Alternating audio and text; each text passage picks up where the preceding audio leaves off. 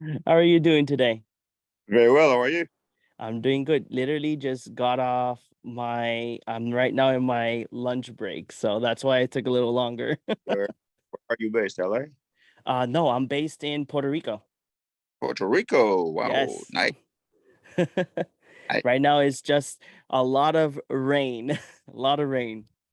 well, I'm the same. I'm currently in Croatia, in Zagreb, and it's raining. Different rain, I'm sure. Yours must be relatively warm. How is cold and humid and not fun at all? Oh no, It's here is the same way. It's like humid and cold at the same time. yeah, well, here it's like Eastern country. When it's winter, it's really not fun. Okay, so Pierre Morel, welcome to the Nerdy Basement, and we're going to be talking about your new film, The Ambush. I know that it's the title it is Arabic because the whole film is on their native language. And it's very interesting and cool to see a film like that. So, what drew you to direct this film? Well, thanks for having me. But actually, what you just said is one of the things that actually attracted me to direct the movie. There was many things that attracted me to the movie. One is I always wanted to make a war movie because I grew up with, as we all did, with great war movies. I guess the first one I saw as a kid was like Guns of Navarone, and then Bridge Too Far, then all those. But anyway, I wanted to see those, to make one movie in my life that would be an action movie, would be a war movie, not because of the war and the action bits of it, the thing, because I think war is the most worst human adventure, human thing you can live as a human being is just terrifying, I think. So that was one thing. The other thing is that we've seen many American movies that are about Iraq, about Afghanistan, about all the places where the American army have been involved, but Yemen has never been really portrayed in any movie. I think the situation in Yemen is quite something right now. It's a kind of forgotten war. And thirdly, yeah, because it was in Arabic. I never directed anything in Arabic, and we've never seen movies even in the Middle East. There's very few movies that are of that magnitude about the conflict. Apart maybe from Conan's Mosul a couple of years ago, which was also in Arabic, I don't know any of those of movies that are actually not English speaking movies that treat of the Middle East wars.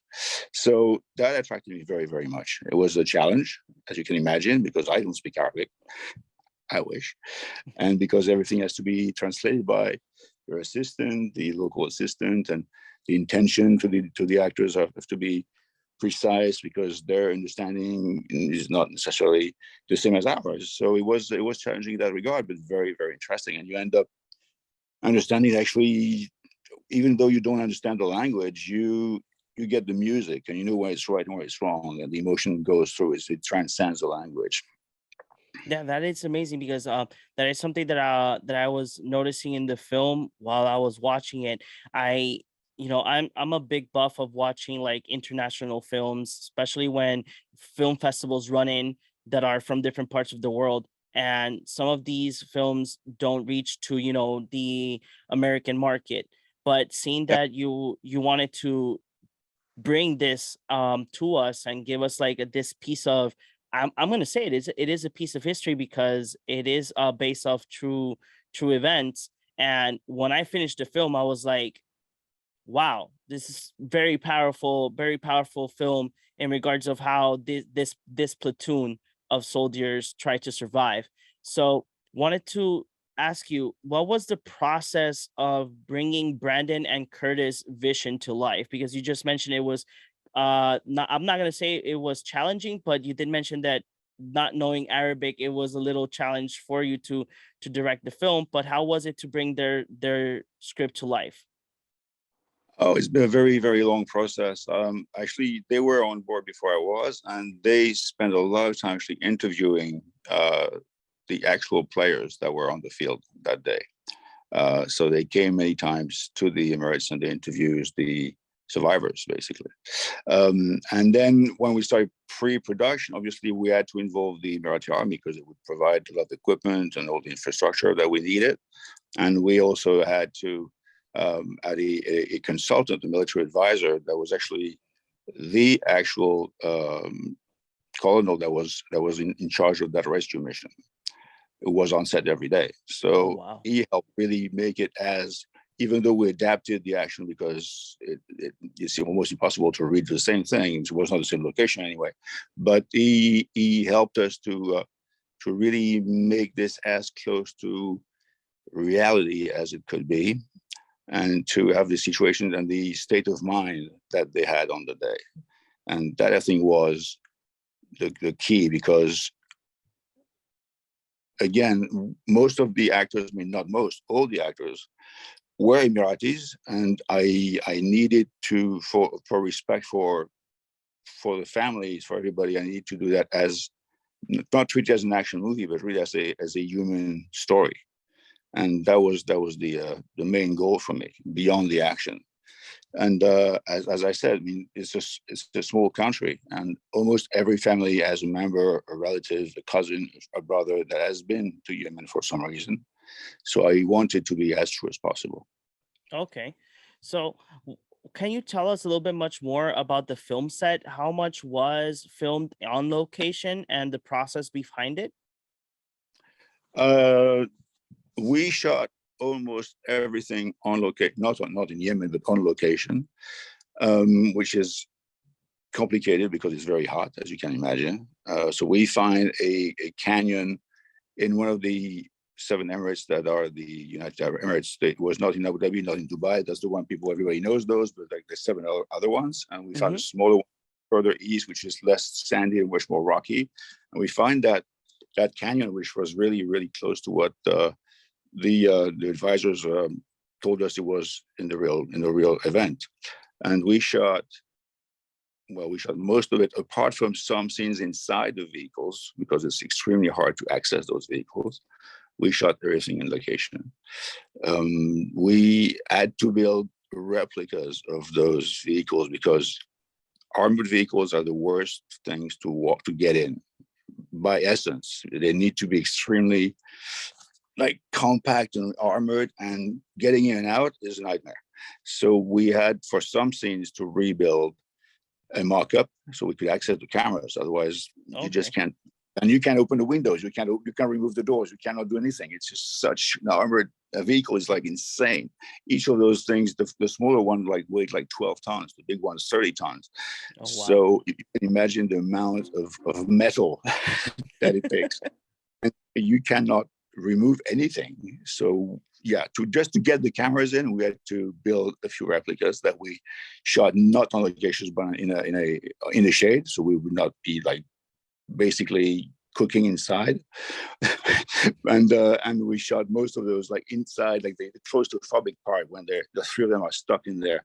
We Mm-hmm. had to shoot on that replica, but everything else otherwise was on location. Oh wow. Like I was like asking myself that question a lot because when I was watching the film, I'm like, was this all filmed in location? Because it looks too real, too real. Mm, Like you feel was. it, you know. I wanted to ask you because there's two scenes that I would like to see if you can give me a little bit much more insight. You did mention that Mm, you wanted to make the film feel more as human as possible due to to have that respect within the story and the soldiers. There's this scene that you have one of the soldiers carving up like a toy horse, yeah. and he asked his friend like, hey, my daughter asked for a magical horse, do you think that this is as magical as possible? Was that added by the writers, or did that actually happen in real But life? the exact line I could not tell because even the writers actually could not interview that guy. I mean, Oh, he's okay.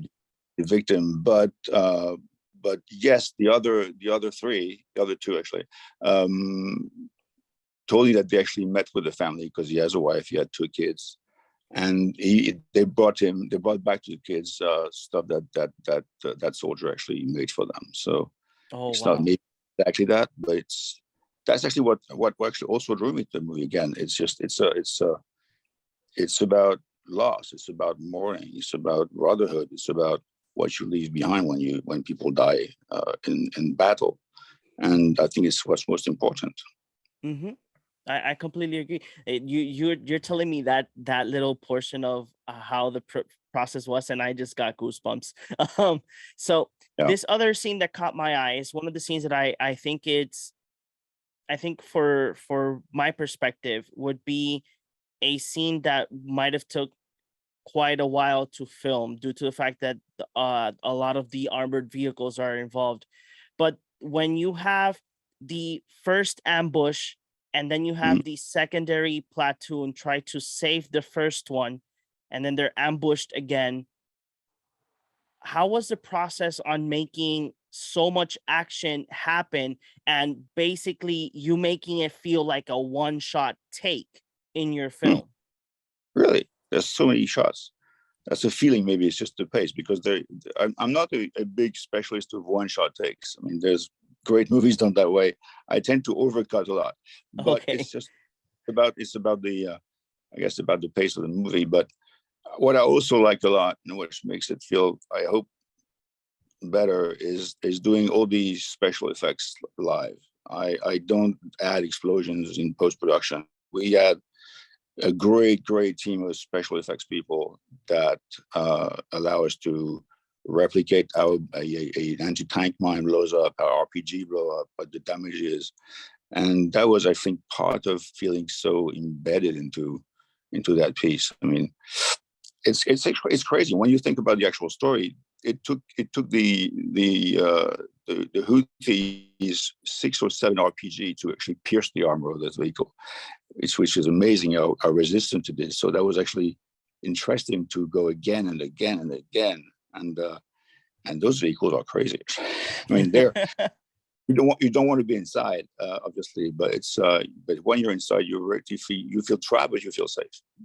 Okay. So Pierre, I wanted to see by any chance before I go to the next question, by any chance was there any other film that you felt like inspired to create some of these amazing scenes that even I thought that it was a one shot and you're telling me that it was very well edited and the fast pacing. But did you get any inspiration of any other previous war films for Ambush? I think the one that came to my mind first, because it's another rescue movie somehow, is Black Hawk Down. On a very different scale, obviously. It was like helicopters and much more people involved. But I think it was the same thing that drove me. It was getting our friends out, getting your brothers out of enemy lines. So that was the one that came back again a couple of times in the discussion with production early on. Yeah, Oh, actually that was the same film that I had in mind. So we were yeah. connected. Yeah. So I wanted to ask you. So I know that you directed one of the most iconic action films called Taken. Oh, So I wanted to know after the success of Taken, how did that film went ahead and made you thrive on your career or made you explore other projects? it did obviously change. I mean, when a movie is successful for a director, it changes the way the industry is perceiving you, obviously. I probably surfed on that success, obviously, but I I have a bad habit to try to never recreate the same thing. That's why I didn't direct the sequels for Taken, for instance. I didn't want to do Taken 2, Taken 3 because I didn't know how I would be creative to recreate the same emotional connection that we had in the first one. So I rather chose to explore other projects than to do that again. And yes, it was always action movies. And yes, it's somehow when you do action movies, that's what people tend to give you. But I always try to find either action movies with humor or action movies with a really emotionally driven story. Okay. And that's the way I continued my career and the way I choose my movies now still. Okay, so Pierre, is there by any chance is there any type of genre that you would like to like touch bases in the future that it's not action? I always have wanted to make sci-fi, so I'm looking for projects of sci-fi. Yes, yes. Nice. Okay, if that ever happens, I have to be the first one sitting on that chair to watch that movie. Was was very, very jealous of Denis Villeneuve because Dune was my pillow book for years, and I think he did a fantastic job on that. But I would have loved to do Okay. that. So, so going back to Ambush, do you think this is just more a question of my side? Do you think that when people sit down and see Ambush, do you think that they will feel the not the need, but would do you think that they will feel the need to explore more the Arabic cinema after they when they finish watching Ambush or dabbling in that area of film? I don't know. I mean, it's always interesting to explore other cinemas. Anyway, I mean, this one is kind of like a I think kind of an exception in the Arabic cinema. I hope they will do more. It comes from the Emirates, who are trying to build a real strong movie industry. I don't think there's equivalent, but it's what is interesting is like wherever whatever cinema you explore, you find very, very common themes and emotions. I mean, whether it's an American movie, a British movie, a French movie, an Arabic movie, a Chinese movie, whatever, you always meet the same emotions. So why limit yourself to one language? I mean, there's fantastic, extremely well made, beautiful, heartbreaking movies from every country. And I don't watch only Western movies. I watch a lot of movies myself, and like, you always find very, very interesting things everywhere. Yeah, I completely agree with you. I always say to colleagues and friends, like, try international cinema. There's more Yeah, out there because everybody has a story behind yeah. their film. So it May- is really touching what you say. And maybe the humor will be different. Maybe the way it's expressed will be different. But we're all humans, and the emotions are the same. You share the same exact motivations. Where we're talking, like working with the actors on Ambush, even though I didn't get the lyrics, I got the music of the way they were speaking. So you knew if the take was okay or not just by hearing the emotion and the sound of it. And when we between takes we were joking, we had the same humor. And when we were talking about the why the guys were doing this or that, it was again communicating on the same emotions and the same motivations. So you will find everything in every movie everywhere in the world. I completely agree, Pierre. So, Pierre, I wanted to ask you one final question. Do you have any other upcoming projects or anything that is coming n- in the next Um, year? uh, Between Ambush, well, the of course the pandemic like shut down lots of things, but I was last year shooting a movie in Colombia with John Cena called Freelance, which is still in post production and will come out early next year, I guess. And I'm currently in production and shooting, which just started a couple of days ago, shooting with Kate Beckinsale, a movie called Canary Black, which is an action spy drama movie. Oh, nice. That's really nice. So, Pierre, I want to thank you very much for giving us, this space and time to talk about Ambush and about your career and your upcoming projects. Thank you very Thanks. much. Do you have any other messages for our fans in the Nerdy Basement? Keep going to the movies, keep going to the theaters. Don't just sit on your couch. Go see movies in big screens. That's what they're made for. Yes, yes. Keep saying that. Say it louder. Thank you very much, Pierre. And for everybody in the Nerdy Basement, we will see you in the next one. Thank you very much for having me, John. Bye. Bye bye.